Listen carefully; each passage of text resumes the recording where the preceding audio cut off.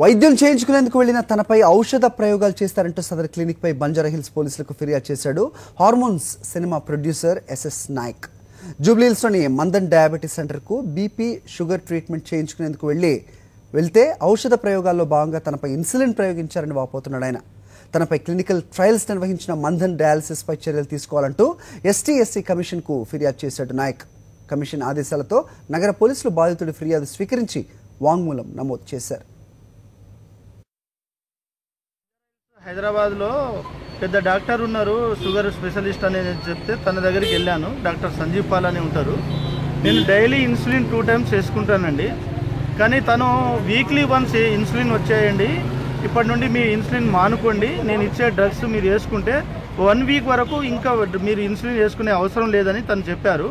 ఆ ఇన్సులిన్ కూడా తనే సప్లై చేశారు, మా ఇంటికి వచ్చి ఇచ్చారు హైదరాబాద్లో.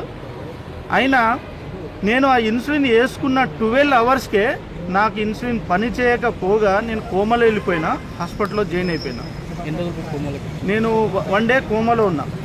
ఆ తర్వాత డాక్టర్ గారిని నేను మాట్లాడితే నా గురించి ఏం స్పందించలేదు.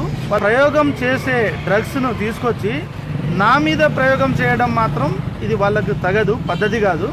నా ప్రాణాలతోనే చెలగాటం ఆడిండ్రు వాళ్ళు. మామూలుగా ఇది నన్ను హాస్పిటల్లో జాయిన్ చేసుకొని ఒక 4 రోజులు యూజ్ చేసి నేను బాగుంటే బయటికి పంపించే విషయాలను వాళ్ళు నా మీద ప్రయోగం చేశారు. దాని గురించి నేను బంజారాహిల్స్ పోలీస్ స్టేషన్లో